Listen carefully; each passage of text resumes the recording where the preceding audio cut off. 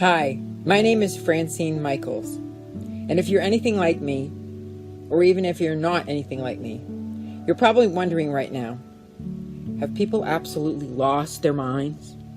What's going on? What is going on? So the question I have for you today is, what are you submitting yourself to?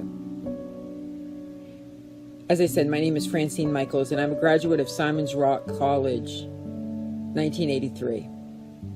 There I learned about Marxism, socialism, behavioral modification, statistical manipulation, sexuality, journalism. My video is created with that perspective. It doesn't mean that that college would agree with anything that I have to say. My title is specifically, what do you submit to? I ask that before you decide about whether or not you agree with this video, that you listen to it until the end, because you might change your mind somewhere in between. Who do you submit to? How do you know who you're submitting to? Your actions will show the influence you're under. You can't touch an influence. You can't hold it in your hand. You can, however, see the way it is manifesting. There are people that are clearly deceived by what's going on in the world. There are people that see and people that don't. And people that see are frustrated by those that don't. And those that don't think that they see when other people don't see. And it seems really confusing, but it really isn't that confusing. Whatever we follow someone, we fall under the influence of the person that we're following. This includes people in authority over us, particularly those people that we choose to have authority over us. It's important to be able to differentiate between what is truth and what is a lie. But how? What influences are you allowing in your thoughts that you're agreeing with? Sounds a little confusing, doesn't it? There are times that a person will know that something is true, and somebody else will get a message and say, oh no, that wasn't true at all. The truth seems to be getting muddled because there are so many conflicting messages. But when you see what's underlying all of it, it's not so confusing at all. People in 2020 are spending massive amounts of time on social media, like this. They're not recognizing the influence that social media is having on them. Just like news has a slant, social media has a slant. We are all influenced by what we see. For example, how many of the people watching this were influenced by the little toys that Burger King and McDonald's gave them when they were a kid? That influence lasted a whole lifetime, to the point that people will even eat Burger King and McDonald's now when they're older, knowing that the food is non-nutritional. Is that a fair statement? Well, maybe it has some nutrition, but it's a little questionable, right? Sorry for McDonald's and Burger King. Maybe I'm wrong. I don't have definitive evidence. But it doesn't mean it isn't true. The point is, the same is true for advertising. We're not always clear on how things are being manipulated as advertising. By now, people know on Facebook that their searching habits on Google affects what ads they're going to see on Facebook or anywhere else they go on the internet, for that matter. Ads for sneakers will show up just constantly, even though you've bought sneakers. You can't get them to go away. It's advertising. It's manipulation. These giants know how advertising plays into people's buying habits. But advertising isn't just about the products that people buy and sell. These internet giants have been feeding people to change lifestyles. How did pornography grow at exorbitant rates? Words. Yes. There were pictures, but the words that they used were the things that drew people in. They created what in advertising is termed demand. And as people viewed pornography, They began to get messages in their email about pornography, and even when they weren't viewing it, they got a reminder to view it. They did not understand that they were getting addicted to this stuff. Everyone understands that a recovering alcoholic cannot hang around bars without drinking again.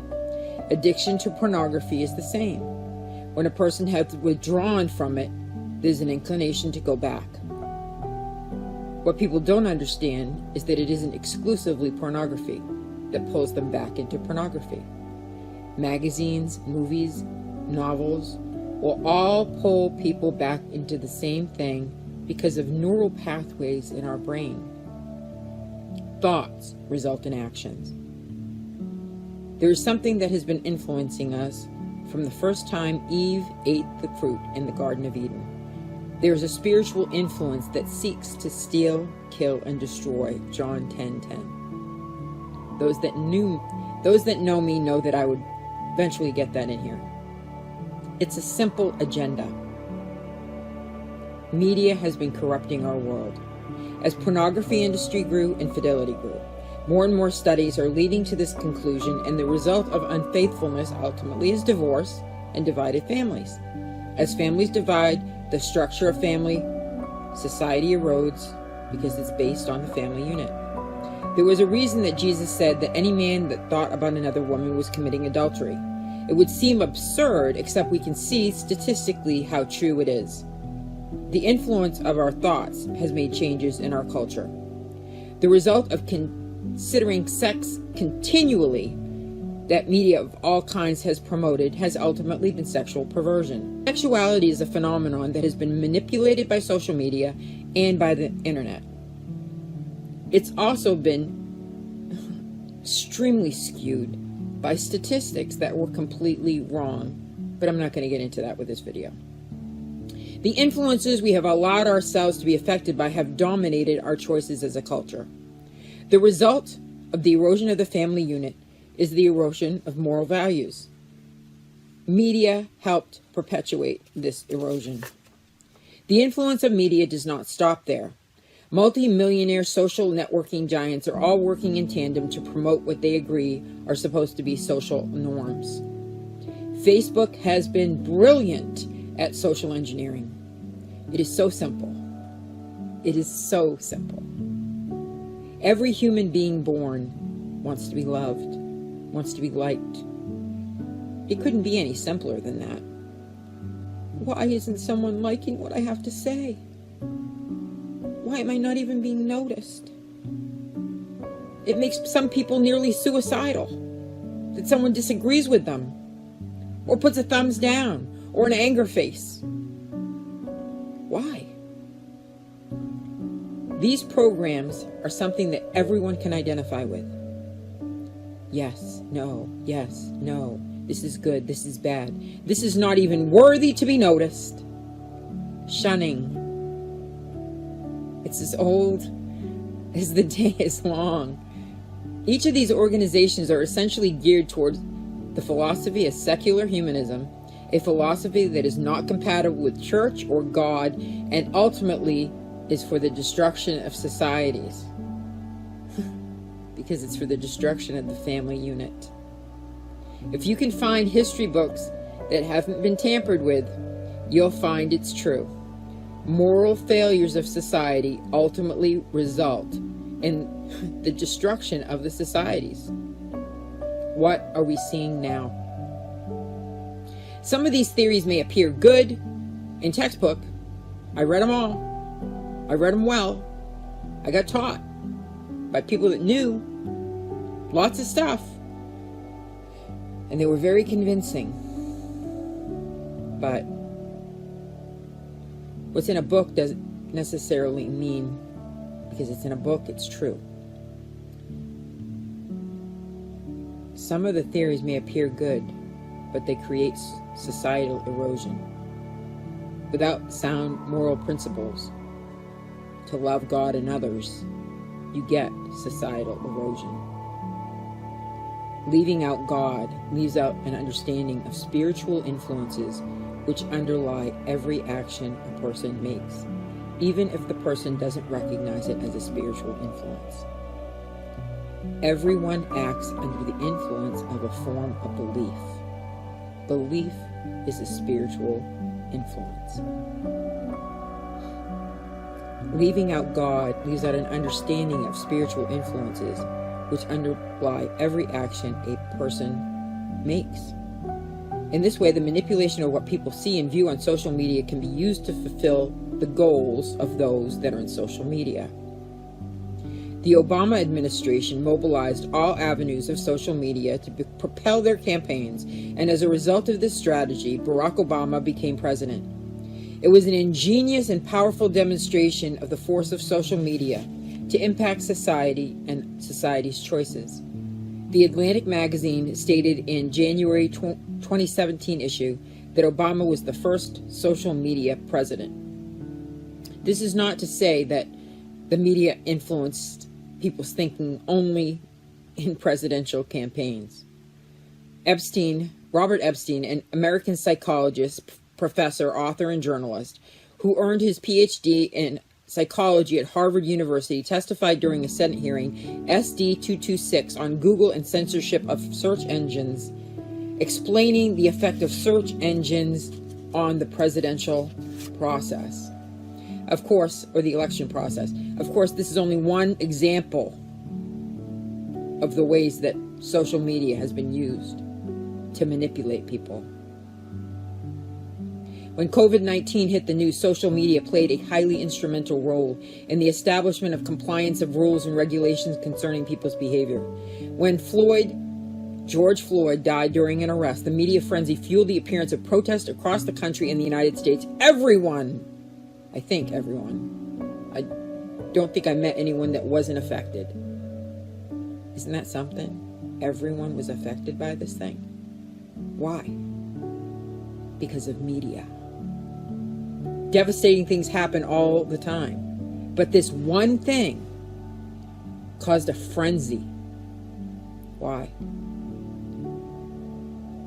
In both cases, people's emotions are ignited by what people were saying about COVID-19, about George Floyd, and the mentality of group dynamics, which secular humanists understand that they are capable of manipulating for their own purposes. Behavioral programming is something that was presented by B.F. Skinner in the book Walden 2, where a utopian society was created using behavioral programming techniques so that people would conform. Facebook is a textbook example of the way behavioral therapists teach people that have autism or brain injury. At one point in my life, I had a job teaching job skills to individuals that had brain injury or trauma. We would give them a check mark every 15 minutes, every half hour, every hour, that they didn't have an episode and stayed on tasks. Does that sound like anything to you? Maybe a like, maybe a smile, maybe a heart. Individuals that did not comply were ignored. It was extremely effective, which is why it was a standardized system. Solitary confinement is also a way of creating submissiveness, which is why it's been used for probably hundreds of years to control inmates. People will comply when they are alone, and they have no social networking capability of interaction, physical interaction. What happened in the world in 2020 was social confinement, social distancing, solitary existence, I contend, created a compliance. Is this becoming clear? Anyone, including me, that has used social media has been, at least at one time or another, manipulated. One would think if you followed someone on Facebook, for example, you'd get all their feeds. Not necessarily. There are mechanisms in place that will make some things go viral and others not go viral. And it's not always the advertising. For all purposes, it can be used extremely effectively for social engineering. It is highly effective and extremely difficult to identify or prove. Can I prove it? Nope. Can you? Can you see how, however, it has been affecting you? Can you be honest about it? How have your emotions gone up or down, depending on what you have viewed? I have observed many people sway to the right and to the left by what they're seeing and sharing. It's an excessively powerful force because it's groupthink. People in general are conformist. Even those that claim to be anarchist are anarchist in groups. In the book Obedience to Authority by Stanley Milgram, people were studied regarding what they would do when they were told to do it by somebody in authority. This was done as the result of Nazi Germany and trying to figure out why people would obey the Nazis. The results were highly disturbing. Most people would obey even if they knew they were seriously inflicting harm or possibly even killing someone. Group dynamics are equally dangerous. This has been true probably from the beginning of time when Pilate gave Jesus over to be crucified. Pilate was afraid of the crowds. I contend, and this is just my personal belief, that rioters have been used from the beginning to prevent truth from being expressed. People are afraid of rioters. It's a natural inclination because they know groups can be a dangerous force. Anyone can get hijacked into the wrong belief system when around other people who believe something differently. It is the nature of human beings to affect one another. We are not meant to be solitary. With few exceptions, most of us desire to live in community. The Bible warns people not to be deceived, but the nature of deception is that we are not aware that it's happening. So, what are we supposed to do? Especially when people have been social engineered to believe that the Bible isn't true, that God isn't real. There are influences in our society that are good and influences that are evil. Those influences cannot be controlled by firearms, riots, or protests. Influences are spiritual. In other words, they are not tangible. You cannot hold them in your hand. You cannot stop them with a fist. You cannot kill them or subdue them. In order to deal with them, they must be identified. They are ways of thinking. The biggest problem, however, is in a society that has forsaken even to believe in the existence of God. They will feel uncomfortable and not even know why. Jesus said when he hung on the cross, "Father, forgive them, for they know not what they do." He was saying, forgive them because they were deceived. What if these people are doing wrong and doing it deliberately, knowing it's wrong? They're still deceived. No one falls headlong into destruction unless they don't recognize the trap. Ultimately, it boils down to motive. Who do you submit to and why? There are those that do not recognize they have been influenced by something. But there are real people that have been doing real things that are so far off the charts evil that it's beyond even our comprehension. If we knew about it, most of us would have difficulty sleeping at night. These people are truly in league with the powers of darkness and have no problem doing horrific things because they have no conscience.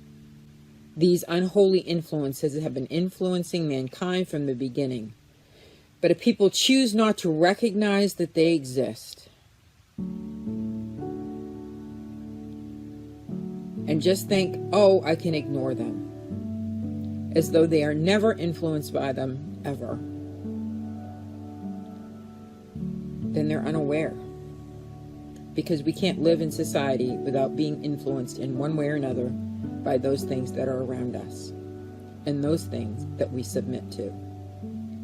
The wrong things we see in culture are minuscule compared to some of these things people are doing, and we don't even have proof that it's happening because it's hidden. But lots of things are happening, whether or not we have proof. Agreed? People often are held in hostage by false belief systems that keep them in hostage.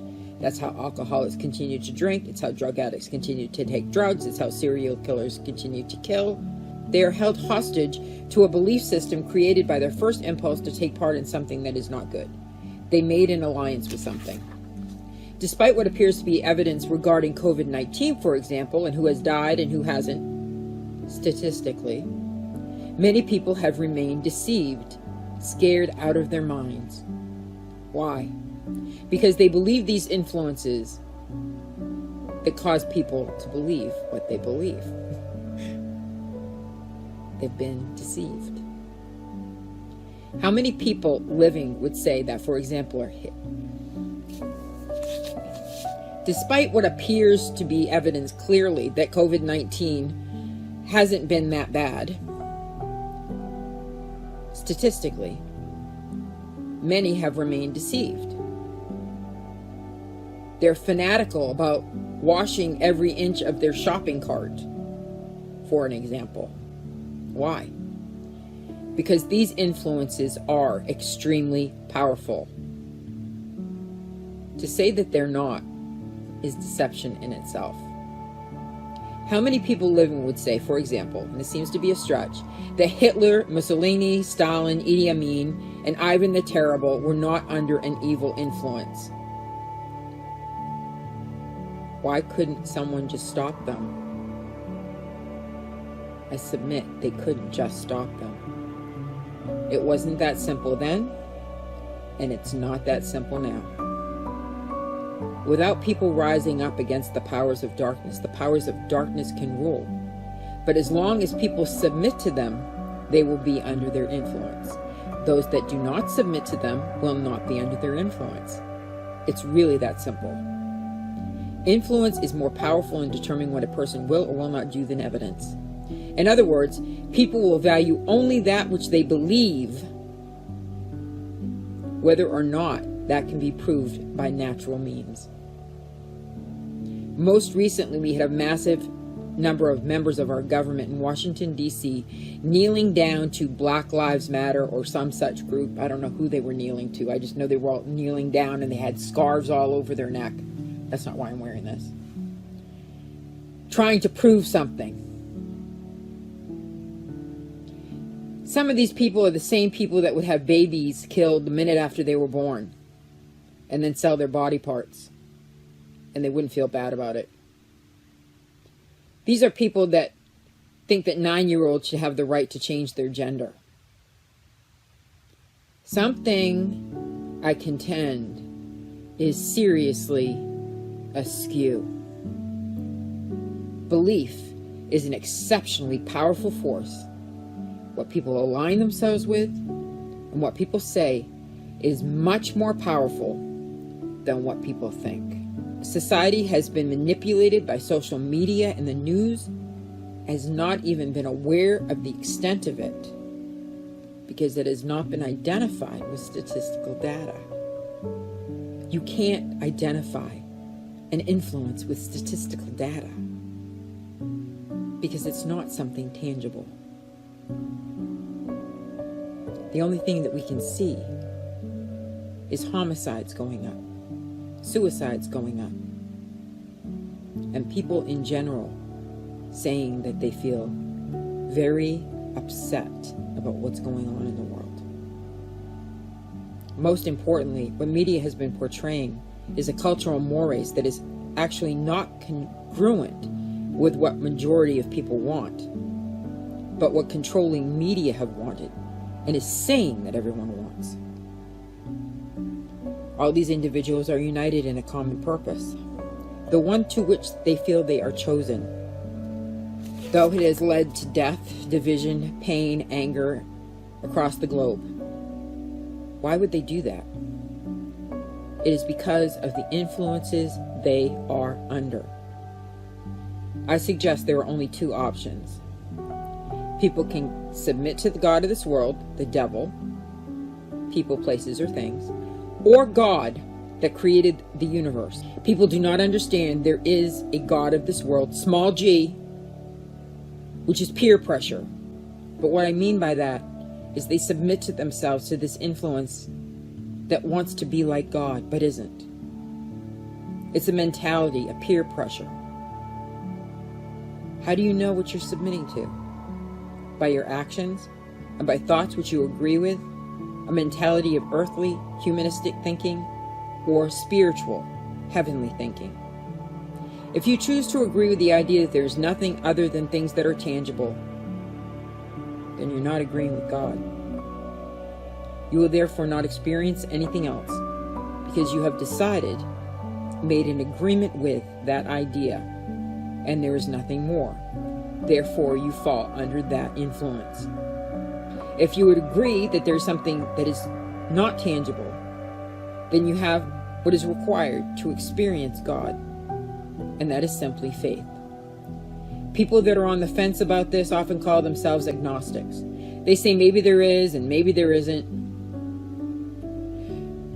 They don't have the faith required to experience the reality of the spiritual realm. They discount it as irrational, and they do not see the irrationality these people in the world are exhibiting because of influences in the spiritual realm. These influences are spiritual. You can't see them, you can't touch them, but you know they're there because of what they're doing, and because you can't control them by normal means, physical means. They're ideas. As I previously said, you cannot put your hand on an influence. You cannot touch it. Everyone's under the influence of something, whether it's of God or the devil or even both. If God is real, then why would he let all of this stuff happen?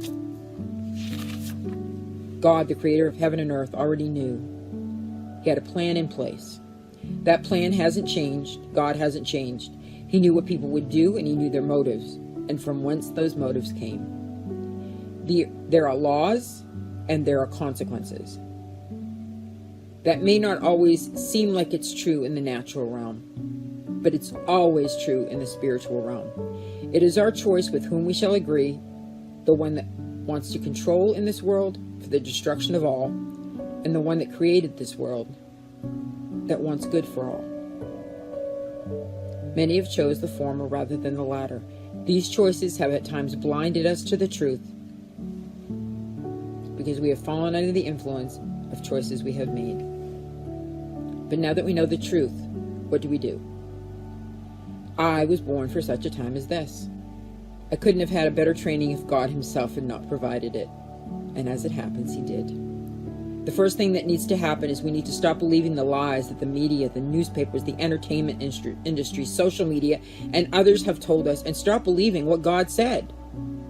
He is the same today, yesterday, and forever. He hasn't changed. Whether it's politically correct or not, you too were born for such a time as this. God loves his creation. He wants good for his creation. But not all his creation wants him. I pray that everyone hearing these words will have a heart softened enough to hear and to seek God. We all have a choice, and our choices have created this current situation. This is really important, because what everyone does is really important. We really are one body, and as such, we affect everyone else. Our faith or lack of faith is a detriment or an asset to the people around us. It is an influence of good or an influence of evil.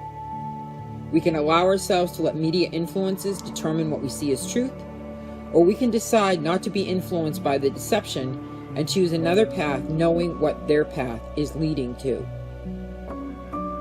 The Lord's Prayer clearly says, pray on earth as it is in heaven. What would you prefer? Heaven or not? The choice is yours. Thank you for watching this. Please like and share. And if you really like it, then you can wait. Pretty soon my next book will be coming out. The Beginner's Guide to Surviving the Apocalypse. Some of this will probably be in it. I wish you blessings. In Jesus' name. Amen.